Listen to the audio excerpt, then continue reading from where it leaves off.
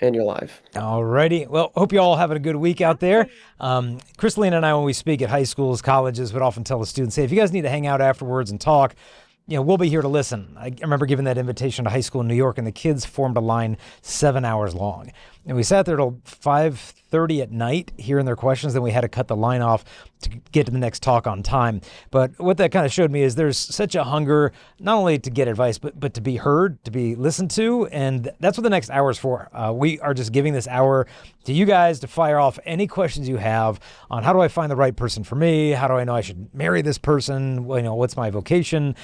Struggles with pornography, starting over, relationship drama, chastity, modesty, parenting, gender, same-sex attractions. You name it. We just want to give the next hour to you, make ourselves available. And so you can email in your questions at live@chastity.com or through the Discord server. You can actually call in and ask the question live, basically over the phone to us. But we've got, I know, a backlog of questions from last week that we're going to roll through with Josiah. But Crystal and I just looking forward to spending this next hour with you guys. Yes, and it's been a very busy, crazy couple of weeks. And we had 3 kids graduating and their friends and their parties, and just, it's been a lot and a lot of life changes. So we got through that massive hurdle, and which is wonderful and beautiful, and our lives completely just changed. Yeah, all we've ever done is addition of children. We've never done subtraction, and so that's coming up in the next 2 months. So super weird sending kids off, but 2 of them going to Franciscan University of Steubenville. Whoop whoop, awesome college. If you're thinking about college to go to, first go to Steubenville. But if you're like, well, it's not near me or whatever, there are airplanes. But if you're looking for something closer, there's something called the Newman Guide for choosing a Catholic college. Just Google kind of like Newman Guide, Catholic college.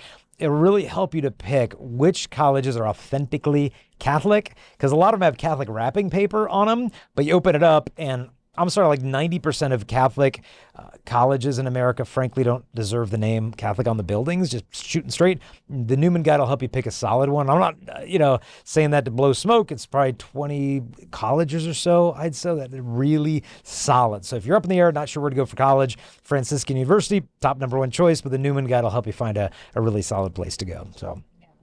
Yeah. And after you look at the Newman Guide, just send your kid to Steubenville anyway. Yeah. And if for some And if reason you send your kid to Steubenville, I'll hang out with them. Oh, that's right. Josiah is a that's gonna townie be now. fun. So, but if you even can't go to a Catholic college, a lot of the secular colleges have better Catholic ministry programs that you'll find on most Catholic colleges. So Texas A&M, University of Lincoln, Nebraska, University of Illinois, there's a lot of great focused missionaries, St. Paul outreach stuff going on. So, as we're ramping up, getting ready to head off to college, make sure to check out those resources. But, today, happy feast of St. Boniface. This guy was an apostle to Germany in about the 8th century. And I was sitting there in Mass thinking today, you know what? I wonder if I would exist today if he didn't exist. And the reason I say that is he brought the gospel to Germany. And, I'm part German. And is there a possibility that any marriage that happened in Germany in my family line of Christianity for the last 1,200 years since he existed, would that marriage have come to be had he not brought the gospel to Germany? This is the atomic effect of living in the will of God. We have no clue what would our marriage, our children, this apostolate would even exist today, that my soul would exist, had he not given his yes to God 1,200 years ago to courageously bring his life to Germany and lose it for the sake of souls. And so let that sink in. Many, many human lives exist. Basically, did one husband and wife come together in the year 1427 at some church in Germany who never would have gotten married or met each other had the gospel never been introduced. And if that couple hadn't come to be 600 years ago, then my great-great-great-grandparents never met, and so on and so forth. I mean, just think, let that sink in, the atomic effect of living in the will of God and divine obedience. So, little nugget of thought just came to me at Mass this morning. I wonder if I'd be here today if St. Boniface didn't go to Germany. So Is that what you were thinking about? that did come up to me in Mass. That did. So, and I'm Irish and German and Scottish and other fun stuff. So, William Wallace, that might be a descendant of, you never know. So, anyway, Josiah, Great. let's fire away and take any calls, emails, and see how many we can get through until we get to the top of the hour. Yeah. Well, our first question actually, we go in order if we get the questions, unless you're a Patreon member, in which case you come to the front of the line. So support us on Patreon. We are working on revamping the Patreon right now, but Okay. one of the perks is and will always be that you get first priority at the live show. And so the question from the Patreon member was basically, how do I know if this girl that I'm seeing that I really like, how do I know if she's the one? That's the question we got. Yeah, no, good. I mean, a couple things there is in terms of the one, Hmm. there's a lot, that's a loaded word in the sense of, in some areas it just means the person I'm going to marry. Other times it's meant with a lot more, I'd say emotional expectations of like the one that, God created 4 billion women who are alive on the planet right now. And one of them is going to be the one to fulfill my all hopes and dreams. And some people load into that word so many expectations that there's this just perfect soulmate out there that's going to complete me. And when we find each other, it's just going to be this endless whirling bliss of romantic love. And if we're packing into the word the one that much expectation is going to crush your beloved, because it was C.S. Lewis who said that all idols will break the hearts of their worshipers. And there's only one sacrament that is meant to be worshiped, and it's the Blessed Sacrament. The other 6 sacraments are not meant to be worshiped. Marriage is not meant to be worshiped, meaning once I get that sacrament, once I get to that person, then I'll have peace, then I'll have fulfillment, then I'll have joy. We can't worship the sacrament in that way. We have to give it its reverence, but realize no one person can ever truly fulfill you except the 3 persons of the Blessed Trinity. Now, that having been said, that's a bit of a preamble before the answer. How do I know this? Well, Jason, all I'm asking is, how do I know this to be the right girl to marry? Yeah. And so let's get to the core of the question. First thing I would say is, do you know what you're looking for in a future wife? Beyond someone who's attractive, that they've got a fun friendship, do you guys have a common vision in terms of the size of your family, in terms of who's going to work, who's going to stay home, how we're going to raise the kids? Because sometimes it's like, well, I'm Catholic, she's not, but I really think she's going to convert. What if she never does? Are you content with that? And I know marriages of evangelicals and Catholics that are beautiful marriages and awesome and fruitful, and marriages between Catholics that are an absolute dumpster fire. So I'm not going to just say, oh, if they're not Catholic, the answer is an absolute no. But if they're not Catholic, The dumpster. No, I'm just kidding. yeah, no, but if they're not Catholic, then you will experience suffering to the degree that either one of you cares about your faith. Because if neither one of you cares at all about your faith, then it's not a big deal. It's a big deal, but it's not a big deal in terms of conflict. But if even one of you really cares about your faith, and maybe the other one is passionate about their faith, then there comes the time where the kids are going to ask, well, Mommy, how come you go to that praise and worship service and Daddy does the rosary on Friday nights, but you say that the rosary is idolatry? You can see how that would create some friction. And so you've got to ask yourself, am I content if that never changes? Or am I kind of banking on her conversion? So you got to discern that and weigh that. And ask yourself, okay, what if I lost the sight of vision and I could only hear her, and I could feel her presence, and her love and her thoughtfulness and her friendship and her personality? Would I still be in love with her? Because a lot of times we fall in love with, as men, with the physical attractiveness of the person. But what if every person, let's say you live in Ohio, what if every person in Ohio looked exactly like she does? What is about her that would have drawn you to her? Does she possess virtue? Does she bring out the best in you? Do you actually admire her? And do you have friendship? Because in the end, if she's not your best friend, don't marry her. Because in the end, that's what's going to foster authentic intimacy. That's going to hold the marriage together. So, and then the last thing I'd say is, just don't decide on your own. Make sure you're asking people who love you and you respect. What do you think, Mom, Dad, your spiritual director, youth minister, whatever? Like, what do you think about her and I? You think we make a good team? If everybody who loves you thinks you guys are awesome, the timing is good, you guys are just a power couple, just gives you a lot more peace. But in the end, you must decide. But taking it in that wisdom, if they're saying, hey, you guys are great, but I see some red flags here, and you're getting that feedback from friends who love you and are straight shooters, you want to take that into consideration. So, Crystal, any other thoughts in terms of, the right person? How do I know this is the person that I should spend the rest of my life with? I would challenge you to go to adoration. And if you're not used to going to adoration, go. And bring a notebook and sit in front of Jesus and really think about, with this person aside, if you can. That's going to be a little difficult, but what is it you want in a woman? What is it you've always longed for? What is it you've always wanted? And is it, what kind of virtues? I came up with a list of literally 60 61, I think. 61 things that I wanted in a man because I was constantly dating losers and I couldn't figure out why. And I'm like, well, what does Crystalina want in a man, in a future spouse? Like, what is it I am longing for? Not just anyone who's coming my way and I have fun with. And I took it very seriously and I sat down and I knew everything I've always wanted. And I mean, go crazy with the list and be honest with yourself and then compare that to who you are with now. And are you lowering your standards? Are you changing yourself just to be with this person, maybe in not some good ways? Maybe she makes you a better man, a more virtuous man. I don't know. But to have that very straightforward, real conversation with yourself and then kind of compare and like, is this the person I really do want to be with? Because it's about both of you, but really like, is this genuinely what is in the longings of your heart and what you want for your future? Because this is the future mother of your children and who you're going to spend the rest of your life with. And it's really fun now dating and there's not that much responsibility, but once the storms come and you're in marriage and you're a couple years in and a couple kids in, you want to be with that person that your heart has longed for and that God has placed there for you. I hope that makes sense. Yeah, and I'd say also, too, the best indication of the future of the relationship is the past. And if the past is tumultuous and full of bickering and jealousy and you can work through that stuff, but sometimes we fall in love with who we thought the person was or who we'll hope they'll be, and you can actually become blind to who they are. And so just make sure you're trying to be as sober as possible in your assessment. And I think chastity plays a big role in doing that because sensual intimacy tends to bind you and blind you.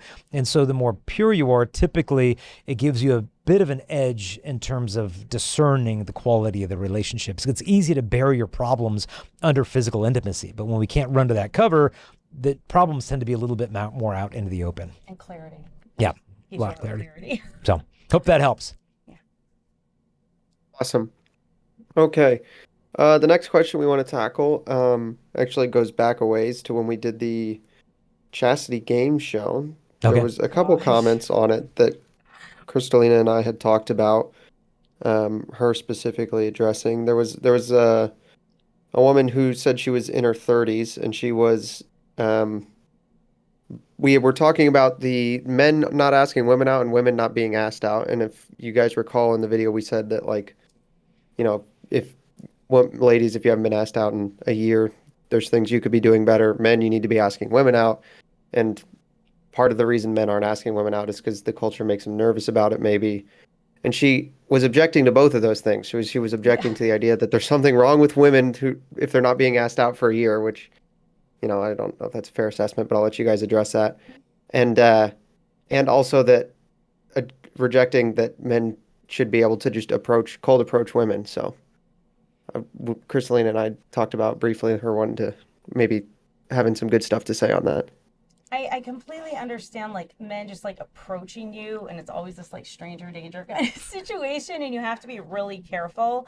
But at the same time, I know it seems like, oh, it's always the same thing, but if you're really truly living out the will of God and doing what he's asking you to do, and you're in your 30s or some women in their 40s, and to really just go deeper into your relationship with Jesus. I know that's not what you want to hear. I know you're like, well, I want a spouse, I want to get married, I want to have kids, I want this, I want.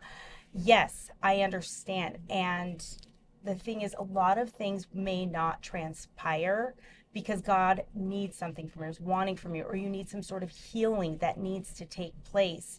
And I think we so go to that discouragement and we go to that kind of just, it's all bad, the world's bad, just dating culture is bad. But at the end of the day, are you living out what God has called you to do, to be the mission he has given you? And that is never going to be fulfilled with a man. Never, at the end of the day. Yeah, and I can hear and empathize with the question, because let's say there's a woman out there who is doing everything she can possibly do. She's working out, she's dealt with any mental health issues. She's making herself available. She's serving God. She's going to adoration. Like, she's doing her stuff. Like, there's literally nothing more. She's on the Catholic dating apps, and she's at the young adult Bible studies, and she's going to young single professionals. Like, she's doing it all, and it's just not happening. So I think we need to be careful to say, well, if you haven't been asked out in a year, you're doing something wrong. So I hear what she's saying, and I think that that's a fair rebuttal to say, look, sometimes we are doing everything and it's not coming. And if a woman's in that situation, I can really understand her resenting any advice, discouraging guys from just doing a cold ask, because she'd be like, I'd frankly like one of those. I don't need to be friends with a guy for 9 months before he asks me on a first She was date. saying the opposite. That's why She was saying they we were shouldn't a just little. do a cold ask. Yeah. Yeah, so that's why we were confused Yeah. by it. She was Yeah, it was saying that kind of like confusing. Yeah, that's a head scratcher that because women it's just aren't like, doing that it's wrong to say that women who aren't being asked out for a year could improve some things, but also men shouldn't cold approach women. Yeah. And so that's why we were like a little confused We by were the whole kind of because like, it seems like a not you're trying to have sure. your cake and eat it too, you know? yeah, yeah. And maybe the cold ask thing is just had a bad experience in the past and it's just like creepy, like Yeah. socially awkward. Like, I'd like to at least get to know you a little better. Hey, I'd love to be asked out, but, can I know that you have no criminal background first? And then I'd feel a little bit more comfortable. So maybe it's coming from maybe she was burned in the past. But yeah, I agree. It does sound like I want my cake and eat it too kind of thing. That, if you're open, you're available, and maybe there's some guy at the young adult community who you don't know real well that is interested and he's getting off the vibe, hey, don't ask me out because I need you to know me for 6 months beforehand. Hey, you could have missed out on a date right there. And so try to be actively receptive, obviously with prudence and discernment. And maybe if you feel kind of unsafe, be like, yeah, I'd love to. Can we do a group thing or go out with my girlfriend? Do you have a friend? Like we all that way, or at least go into a public place as opposed to, let's meet at this place for dinner. So you've got your vehicle, you got an easy escape if you need to, instead of him picking you up in the car and driving off somewhere. So I think there's ways to mitigate feelings of not feeling totally safe by just, hey, and maybe you could just have your girlfriend say, hey, we're going on a date at this place. Could you and my other girlfriend go sit at another table and he's never going to know you're there? Just kind of keep an eye out. So if I need to wave a white flag, like, get me out of here, you'll have some backup there. So I think there's ways to work around it, but don't shut that door, because I think there's a lot of good Catholic guys out there that are frustrated. It's like, dude, I'll ask a girl out of the young adult community and she's like, nope, because you're not rich enough, or no, because you're not attractive enough, or no, no, no, no, no, no. And they're just at their wits' end. So I think sometimes guys feel like they're just constantly blamed for why they're not doing enough. So I'd say try to be actively receptive and find ways to creatively mitigate fears of risk that you might have, that your safety could be a danger with a guy, because there are some good dudes out there, but obviously you want to be prudent. So Guard your heart from bitterness, right? And just yeah, getting angry and like frustrated at maybe your state in life right now, but it won't always be this way. It won't. God has a plan for everybody. and just try to fight for your peace. I think I shared a quote last week from Padre Pio where he said, retain your peace because the enemy always likes to fish in troubled waters. Meaning when our heart is troubled, it's not at peace.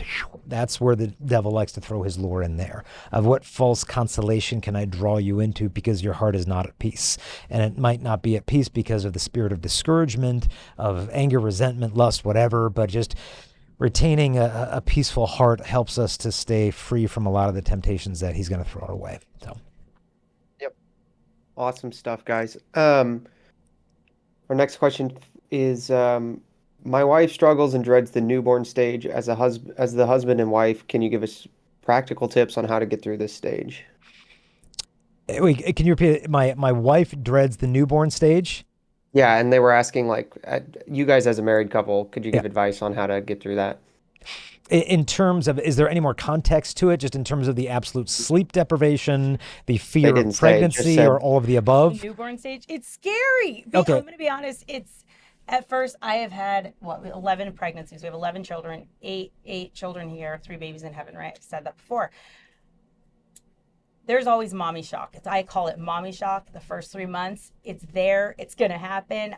You can have two or you can have 10 kids. That first 3 months, you will always have mommy shock because you're bringing a new person, a new life, a new schedule. It just like disrupts everything of the way you knew life because that life is over. There's a new person.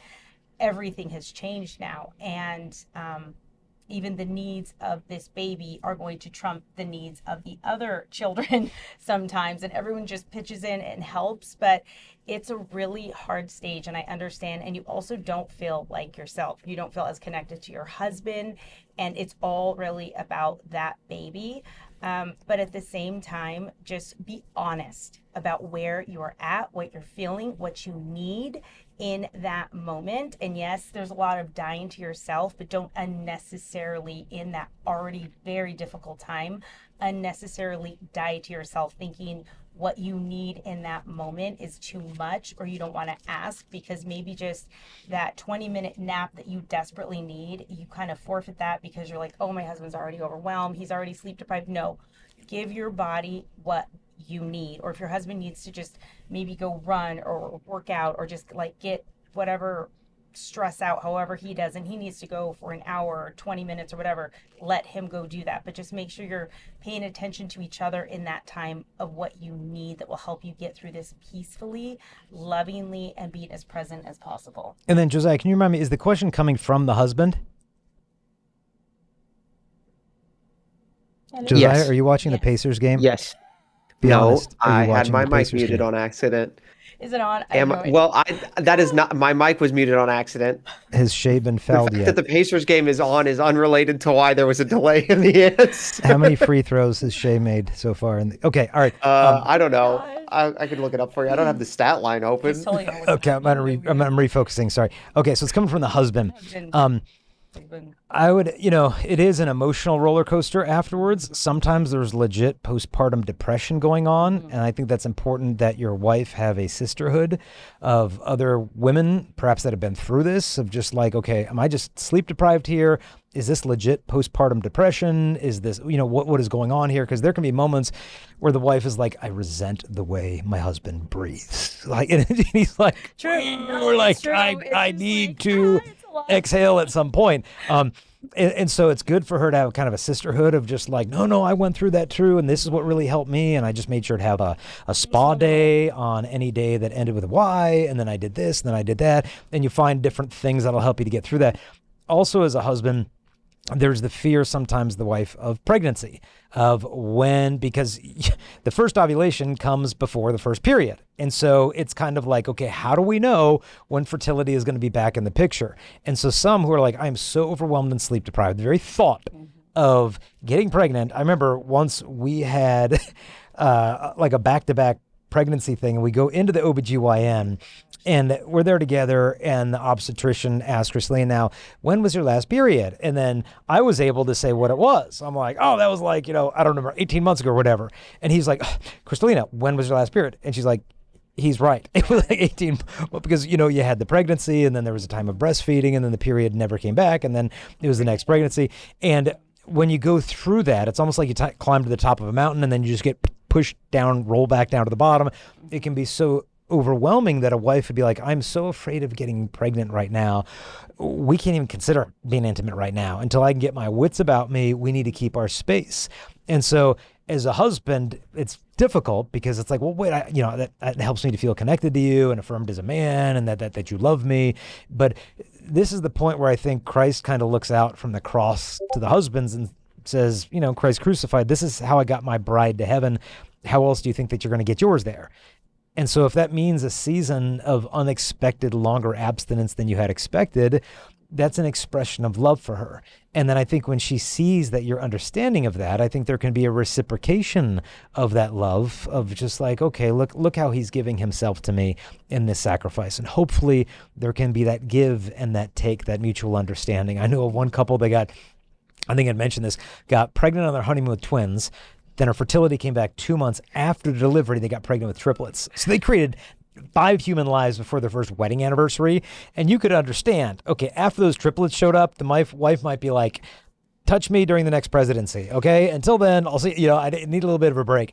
And so just try to be as hey, I hear where you're coming from. I understand that.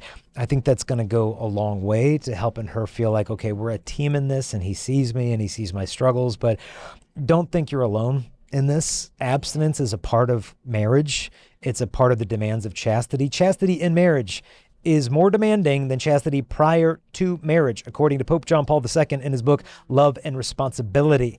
You got that right. Chastity in marriage, more of a challenge than chastity prior to marriage. But you have the graces of the sacrament that you can draw upon to live that out in your marriage. Chastity meaning the proper use of that gift of sexuality according to your state in life. So hang in there. Make sure you got a good brotherhood as well, a good sisterhood for her. And this season will pass. And these moments are like, why did God, give us this extra kid and we're just at each other's throats and we're sleep deprived? There's years that ask questions and there's years that answer. And one day you'll just look upon this baby that maybe you had never expected and deprived you of all this sleep and crawled into your bed and peed on the both of you in the middle of the night. You're going to be like, hey, it was all worth it. So hope that helps. Also, get your wife a traveling boppy. I'm going to say that again, a traveling boppy. Most women use boppies or some sort of. Can you explain what a boppy is? It's a pillow that you put around kind of your waist, and it props the baby up, and it makes it so much easier and nicer, and the baby can fall asleep. It's like half a donut, basically. It's like a big fluffy really half a donut. Fluffy. But the thing is, the traveling boppy, it saved me. Oh my goodness! And it's not huge, but it's just like almost this little purse you almost attach, and it just zips and unzips. Just look up traveling boppy, and you keep that in the car. You take it out when you go with the diaper bag, and then that way the baby is always at home base. When you're at the pediatrician, you just sit and breastfeed. It feels like the same thing as at home, is that home base of being with mom close to her on the boppy. It's not as big, but going on airplanes, just going out to coffee with your friends, or just going to play places, baseball games to watch your kids, whatever. I brought that thing everywhere with me, and it just saved everything, and the baby was always comfortable and close. We should get like an affiliate code, 20% off boppy, but we don't have that. So okay. But there's so many tips and things I have because we've gone through so much. And the kids, and also when you bring that newborn home, just get a bunch of gowns for the newborn. I know this seems like, okay, we're talking about baby gowns, but it's a thing, and they don't have to button and unbutton or zip or whatever. Just, it helps. That's just one little tidbit. I'm sure a lot of people have a lot of things to say about these things, but those two are two things that were major. And in the midst of, quote unquote, dreading the newborn phase, try to lovingly point out, and obviously it's got to be done gently, but how many people would love to trade places with you? Like, you guys are just dreading the blessing of this life. My wife and I have been trying to have kids for 9 years, and we struggle with infertility. And all we've ever wanted is a newborn. And you guys have the gift of all gifts, as the church teaches, the supreme gift of marriage. And you're complaining about that? You want to trade crosses? We'll take that one. And sometimes when you get that offer, would you like to trade crosses? 99% of the time, the answer is like, no, I'm good. Thanks. Yeah. So the newborn phase, it's a thing, and it's scary, and they're so tiny and fragile, and it's a lot. So I do completely understand that. So you got this, and I wouldn't have given that baby to you if you couldn't have handled it. So. Yeah. Josiah, what's up next? We have a question in the Discord. The link is in the description if you want to call in. You join the stream stage and you click the raise hand button. So we'll bring up our next questioner here. All right. There we go. You are on stage, Saul. I'm on stage. Hey there. Hi. What's your name? My name is Paul. Hey, Paul. What's your question for us?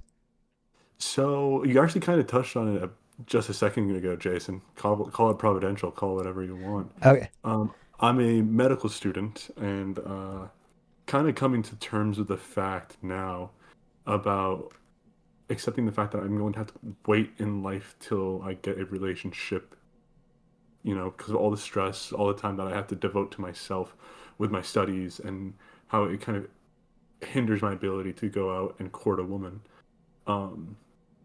There's that added stress of waiting for so long, and how hard it's going to be to try and, build a family by waiting so long. I've seen physicians that, sometimes some of them weren't even Catholic.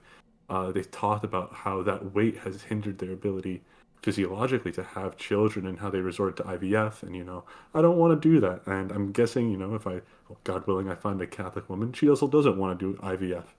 Can you kind of speak to how to, deal with that anxiety, and what kind of options that you might know of, or Crystalina, you might know of, for families that do have to wait? Yeah, a couple of thoughts there. Once I got picked up, I remember once by two Catholic moms in their minivan to go do chastity talks. I think it was in Michigan, and they were both 46 and both pregnant. And they were overjoyed. I mean, like, what a special gift. Neither one of us was expecting this. Like 46 years old, still expecting. And so don't underestimate the fact that, God can sometimes preserve fertility well into the 40s. Sometimes that happens. Sometimes, obviously, it doesn't. But you never really want to take fertility for granted and that it's just going to be there when we want it. And so what would come to mind for me is, not just totally putting dating off, but rather be discerning in terms of like, may there be a woman out there who would be okay if I can't go on a date 4 times a week because I've got to get ready for this test and I've got to be in these labs and I've got to do these things, that you can start the friendship process, the discernment process, her being understanding of the fact that, hey, I could be married to a doctor one day. That's going to be awesome. But both of us are going to have to pay a little bit of a price during the courtship phase of not being available as we may want to. Or also considering financially, maybe I'd wanted to start my family once I'd finished med school and I've got the practice and I'm, doing internship there or there. But you think of the vast majority of marriages that have existed in human civilization. We are wealthier than 99.99% of them. And they were able to successfully raise families. And granted, the cost of living back there is not what it is nowadays, but to prayerfully discern, what about just getting married? And if I've got somewhat of an income, God can provide if we move in faith in that direction. So I would just be careful that you're not postponing a sacrament because maybe you had wanted to be in a certain level of providership that you're not yet. But if you could find a woman that might be okay living in an apartment, and maybe not having that house and, not having the income that both of you, maybe she already has a job herself and you guys can tag team together and start that vocation. Don't be afraid to embark in a marriage. If you think that is your calling, I would be careful about putting it off too long. Crystal, any other thoughts? And then we can get Paul's feedback. Right now, are you? Yes or no? I wasn't sure. I moved him to the audience. Hold on. Okay, yeah, we're going to pull you back Bring him out of the back. audience. Yeah, I want to talk to him. Yeah. Now he's back. Okay, Paul, Paul. are you dating Hello. anyone right now, currently, or interested No, in not anyone? at the moment. No, not at the moment. And have you purposely, like, women approached you or you were interested, but you're like, no, I can't do that right now. I'm studying and you're very in focused. the last few months, I've gone on a few dates here and there, but it just fizzles out. Nothing transpired. So it seems like you're very disciplined and very devoted to when you decide to do something, especially on what you're embarking on being a doctor. But I honestly believe, as you seem like you're very right ordered and trying to do the will of God. Am I right in that? Yes. Okay. Yeah. Well, Paul is a sorry friend to of put you mine. on the He's spot downplaying- there, Paul, but He's a friend But- of mine, and he's significantly downplaying how good his devoutness. Yeah. well, I asked because it's just like, you know what? I would not worry because you never know the gift that God may have for you. And it's really a beautiful thing. It's really a very honorable thing what you are doing right now in your life. And if there is someone that God wants, he's going to bring it and make it very known that that is what he wants. But right now you're in your studies and you're very focused, and that's okay. And I don't think people should worry that, oh, I'm missing the one because I'm so focused on this and it's not necessarily what I want right now, but it's where it's where you need to be. That I don't think God works that way, that you're missing out on something. And God knows the longings of your heart. He knows you want a family, and God will fulfill his will in your life as long as you stay with him in it. And at times it can be hard. I'm sure it can be lonely. I think maybe sometimes you think, oh, it's too much. Am I missing out, or am I missing what could be? But all you have to do is just focus on what God has given you right in front of you. And it's your studies. And if that person's going to come, they'll come and they'll be a part of it. I've got a question, though. Sorry for jumping in. No, you're But I fine. want to get your feedback on this, too. Paul, if you were to come across a woman that you'd be interested in dating, courting, marrying, whatever, and she was okay with the craziness of your schedule, the busyness, the income level, all that stuff right now, would you consider embarking on a relationship with her? So my question is essentially, are you afraid that a woman wouldn't be interested because of your lack of availability? Or is it more you just feeling like, I don't feel like I'm in a place right now where I can take that on? So if there was a woman who's okay with that in your schedule, is that something you feel that you would say yes to, or something that you would still say, sorry, I just can't, I just don't have the bandwidth? So at the moment, like within this next month and a half, no, I Yeah. can't. Yeah. I'm studying for licensing exams at the moment. Okay. So definitely not. Yeah. Well, Just simply the amount of stress with that. But afterwards, I wouldn't see why not. Okay. Well, I think that's, to me, the answer. that, you're doing this not only for the sake of yourself and your studies, but you're doing it for love of her, because it would be disingenuous to invite the attention of a woman that you can't really pay attention to. But then when the month and a half is over and you're like, I can exhale a little bit. I've got a little more room in the schedule. I've got, maybe I'll go to some young adult events and kind of see what happens. So I think you're on the right track. I think you're putting things in the proper order that they should be. You're wanting to be a good custodian of a woman's heart. And so I think if your intention's in the right place, I think God will take care of the rest. Thank you. No, Much I'm going to pray needed, for you, Paul. Yeah. Thank you, guys. Thank you. Yeah, Much you're welcome. Can we appreciated. tell these people why you're becoming a doctor? Because Oh, it's why are you incredibly becoming a doctor, inspiring. Paul? I'm all ears. I'm Can Can we listening. tell you? Can we Yeah. tell them? Is that okay? Yeah, tell us, Dr. Paul. Dr. Paul. Sounds Not right yet. to it. Not yet. Dr. Paul. Wow. So when I was 15, I was born with scoliosis. And when I was 15, I underwent the surgery for it. And in seeing how the physician himself impacted the different lives of the children around me, and how, the healing process, and how he just never, him and his residents, the physicians in training under him, always, in a sense, made sure that we children still had that sense of hope and humanity, motivated me in that time where I was kind of trying to figure out what I wanted to do with my life, whether or not I wanted to become a biomedical engineer because I was just fascinated by the sciences and all that kind of stuff, or an astronaut because, space, I was just caught up in the fascination of being fascinated. Mm-hmm.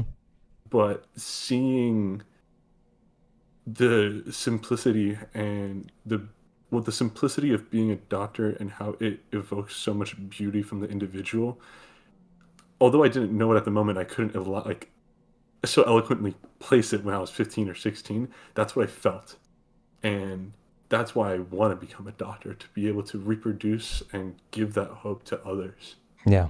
Wow, Well, that's awesome. Well, may Saint Raphael the Archangel guide you in your intentions for courtship, and as the patron saint of physicians, be with you as well in that. So God bless you, Thank Paul. you, Paul. thank you. We got one more thought here. We started the show and Jason talking about just like fiercely living the will of God and how it affects things and affects generations. And that's what you're doing right now. And it's not about a woman or marriage. It's all about just fiercely living God's will in your life and fulfilling that purpose that he's given you and why you're here. And I think that was just honorable and amazing. Yep. So, You stay in that zone, and God knows how many kids that you're going to, God willing, treat, go on to become doctors or that's saints. beautiful. That's great. You're an inspiration. Thank you for what you're doing. Thank you. Thanks for the call, Paul. Being too humble, Thank you still for everything. not planning to go into any high-paying field. He's planning to go work with the Little Sisters of the Poor. Awesome. Just gets better and better, Paul. Oh my gosh, Yeah. you're gonna have women knocking He's down that still door. being more humble than he should be. All right, let's That's move awesome. on. All right, God bless I love Paul. you, buddy. I'll Thanks talk for to you your later, okay? call. See you Hey, guys. All right. We have one person who just joined the call. Let's see if you Ace Okay. Philosopher, if you wanna get a question in real quick, you can raise your hand, or we can move on to the next email question. But give me yeah, I just don't a think Paul's going to have second too here. much trouble. Pediatric neurosurgeon working with nuns in this single Catholic young adults. You're going to do okay. Yeah. That's what I'm talking Yeah. about. He also helped build this Discord for our Oh, for our Nice. audience just in Okay, his free cool. time. He helped me with it, so he's a That's great guy. Sounds like it. All right, Ace Philosopher didn't raise his hand. So the next question is on the marital act. And so this person was asking about the concept of the marital act, or conjugal rights, as Aquinas puts it. They said that they heard from Christopher West that women are almost always right when they turn husbands down. Doubt that he said that.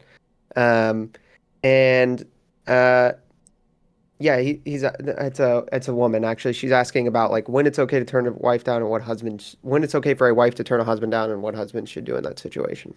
Okay. Now, I'm with you, Josiah, that I think that's probably a misread of Christopher West. I know him personally, have known him very long, and I don't believe that that's something that he teaches. And so just to put that out in the clear, I think that's probably a misunderstanding. I think where he's probably coming at this from is in Pope John Paul II's book, Love and Responsibility. The Holy Father spends a good time talking about female frigidity within marriage. And he talks about it. Sometimes it is the responsibility of the woman, and it is her fault that she's frigid towards the man.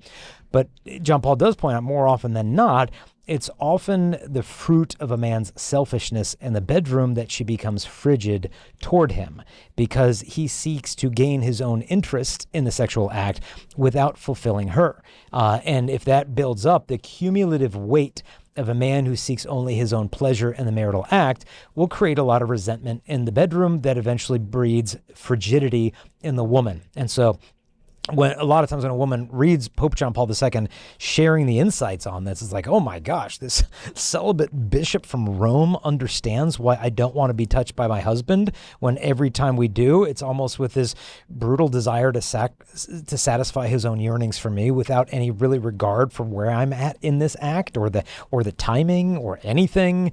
And so a lot of resentment can be brewing there. And so John Paul does a masterful job in pointing that out. But he also says that sometimes there could be culpability on the part of the woman towards her frigidity. Maybe there's some healing that needs to take place there that she's not dealing with. Or maybe she grew up realizing that a woman's sexuality has a lot of power and she can control with her sexuality a man by giving it or withholding it. And so instead of it becoming a gift, it becomes a tool to manipulate. I can hold this and have power or sway over you. I can punish you or reward you by giving this to you or not giving it to you. And this gift could be misused by the woman. So the idea that it's always, the woman's right to just say no to the man, I'm not interested. I remember a woman emailing me once and saying, I don't think I should ever have to do that with my husband unless I am 110% in the mood for that. And if I'm not 110% in the mood, then it's wrong for me even to ask.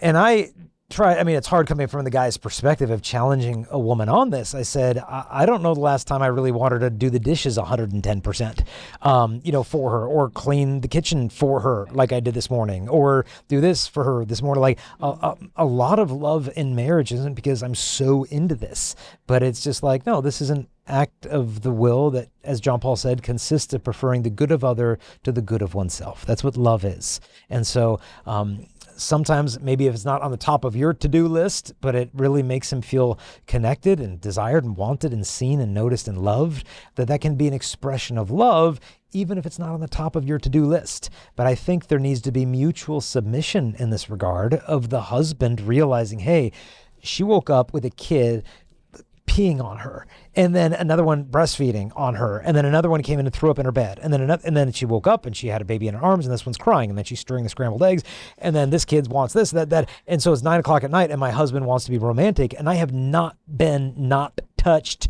for 12 hours straight, and now he wants to touch me. Whereas where the husband's coming from, he woke her up, gave her a kiss, headed off to work, and hasn't touched anyone all day except for a handshake with some board member at work. And he comes home with this beautiful wife, and he wants to feel touched and loved and exchange that gift. And if they can both understand where each other is coming from, hopefully the husband say, you know what?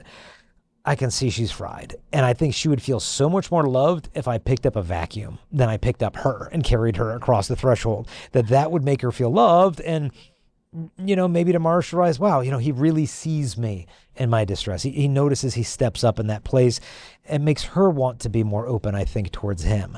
And so to me, there has to be give and take, as opposed to she's always in the right when she says no, because sometimes she's in the wrong. And there could be selfishness there, just as there could be selfishness on the behalf of the man by demanding it without realizing where she's coming from. But that's my male take on this whole issue. Crystalina, what's a woman's take on this issue? The idea of a marital debt that Paul talks about, that your body doesn't belong to you, it belongs to me. Mine doesn't belong to me, it belongs to you. What are your thoughts from a woman's perspective? There's truth in that, but I would go back and just challenge you, and even married couples out there. Where's your connectedness at? Like a lot of married couples overlook, like, where are we at right now? When's the last time we sat and looked in each other's eyes and actually had a conversation, and not just like in passing or on the phone or texting, like really connected with your spouse and going and doing something and getting out of the home and getting away from the children or getting away from the work or the hobbies and recreation, and just being together and really talking about these things. Because a lot of the time, if you just talk and you connect and you kind of just meet each other where you're at, this is a true loving, godly relationship, things can be figured out. And you can just say, well, maybe I'm hurt with this, or I resent that, or spending too much time here, or doing this there. Like, just get it all out, like verbally vomit and tell them what's wrong, each of you, and come to an agreement and just see where your connectedness is at first, because a lot of the time you're completely disconnected and you're both just not going the opposite ways, and it's just not good. And where's God in that too? Is he anywhere? Are you praying together? Are you going to mass or adoration? Like, where are those things? Because first and foremost is God in between your marriage, right? And then the second is your husband or your wife, and just being connected. So I would challenge you to go and get out of the element that you're in now with your spouse, and go talk to them and connect with them and see where they're at. And maybe you need counseling. Maybe you're having serious marital problems and there's some things in between you that really need to get hashed out and demon slayed. You never know what's going on, but just be honest and have a sober conversation with your spouse about what is happening if there are such problems in the bedroom. Yeah, and if there's prolonged times of abstinence in the marriage, that's against the will of God, in the sense that the devil wants to isolate you so that he can act, because the marital act of sexual intimacy, of consummating, renewing your vows in the flesh. I remember hearing a priest once say it's actually serves like a minor exorcism, and it's like, whoa. What he was saying is that bond between a husband and wife is so profoundly rooted in the image of God, of the inner life of the Trinity, that the devil cannot stand it. And it is so repugnant to him, because how it images this eternal life-giving exchange of love of the Blessed Trinity. He can't even be around when it's being exchanged as God intended it to be. And so sometimes if there's a spirit of disconnection, of division, of disunity, of miscommunication, and all these things, the marital act is a gift of God that can sometimes drive that stuff away and give you clarity of thought to help resolve some issues. But it could be misused where we're just throwing sex at all our problems instead of actually learning how to communicate and problem solve and teamwork. So to me, there's a give and take of like, yep, we have been far away from each other from way too long. Something's going on here. As our pastor calls him, good old hairy legs is not far away. And he's wanting to create that division. And granted, there are times of marriage where there could be long seasons of abstinence that could be required for legitimate reasons in marriage. So you got to discern that. And sometimes this needs to happen. Sometimes periods of healing or whatever, emotional or physical. But yeah, if there isn't some profound period of psychological or physical healing needed behind the abstinence, and it's just a prolonged resentment or bitterness or brooding over injury, then it's a time to seek some marital counseling. And sometimes these issues get resolved by becoming intimate with one another, and it gives you a new clarity, a new sense of connection. So they have JP2 healing. The John Paul Here II we go. Healing Center, Dr. Bob Schutz, Any of Sister these Miriam programs, James. yes. I mean, oh my gosh, any of their programs that you can do there right there in your home with your spouse, or go somewhere and do them together, and just they're just awesome. So if you're really having a lot of problems, you might even just want to start there. If you're maybe don't want to go get a counselor right away, or just can open those doors of communication, connectedness, just everything that you need is just kind of right there. So I would look into their programs as well. We've gone on the marriage retreat, and it was awesome. They kind of travel around the country and do these for parishes, or you can go to Tallahassee, Florida sometimes and do them there. But do it. It's good stuff. Yeah, John Paul II Healing Center, Dr. Bob Schutz, Sister Miriam James, good stuff. Yeah. Josiah. Excellent. Well, we have about 10 minutes left. Okay. Can I mention too, before we roll, that we are doing a offering only today, $500 off the Switzerland Wilderness Backpacking Retreat. The goal is to hit 20 hikers. We've got to let the ground crew know in advance how many people are coming, and we're 2 away from 20. And so we thought, hey, how do we spur some last minute people to hop on?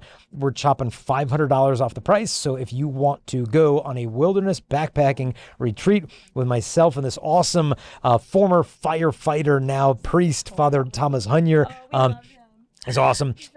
Sign up jp2trails.com. We're going to be flying into Zurich, driving to Lucerne, doing a boat ride, then doing 3 amazing hikes on consecutive days, camping out in the Swiss Alps. It's going to be unbelievable, studying John Paul II's writings by the campfire.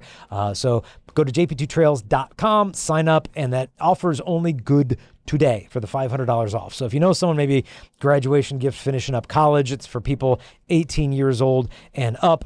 Typically single Catholic young adults are the ones that go on the trip, but all are welcome. So jp2trails.com. Hope to see you in Switzerland in 8 days is the trip. So Josiah, you were saying, sorry.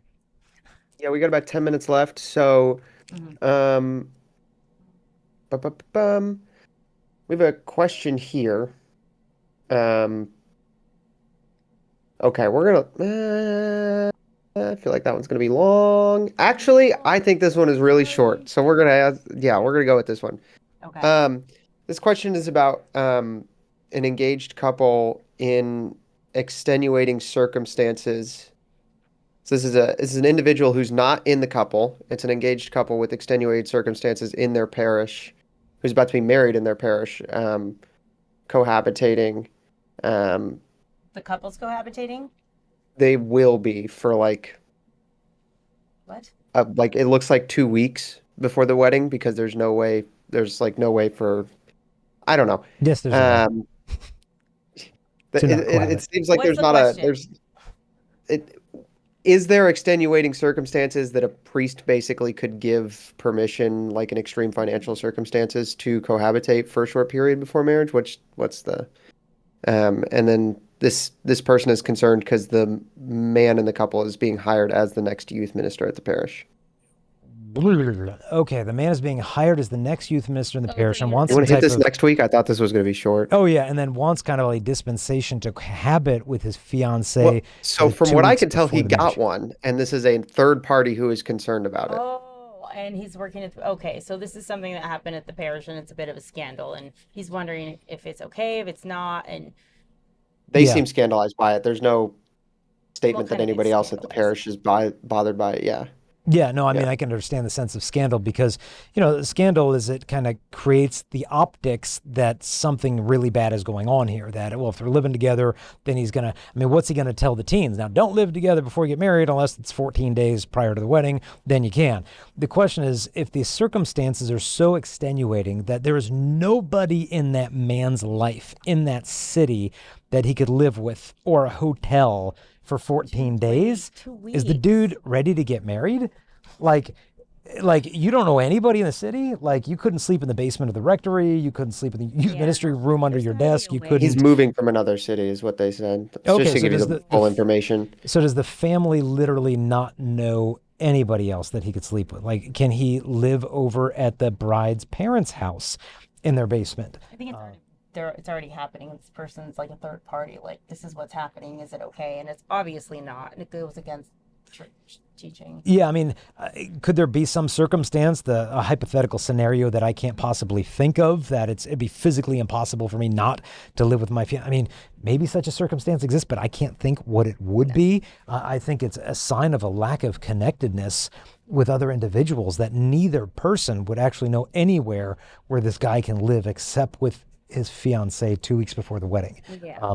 It is an occasion of sin. It's a scandal. And they could be, look, we're going to live brother and sister. We're not going to do any of that stuff. And our intentions could be all good, but the optics are bad. B, it is an occasion of sin, and it sets a poor example for those in the faith community. So, yeah, I would obviously strongly advise against it, and I question what priest is giving the green light to it. But maybe there's extenuating circumstances I don't know about, but I have a hard time seeing how there's no When other in place doubt, no. in the city. Just Yeah. when in doubt, just don't do it. Yeah, I don't think it's necessary. Okay. Well, we have 5 minutes left, so I guess I We was I right. could see what else we can sneak in. we could have gone longer, Um, but yeah. what are some good boundaries to set up for one-on-one or friendships with the opposite sex when you are married, you know?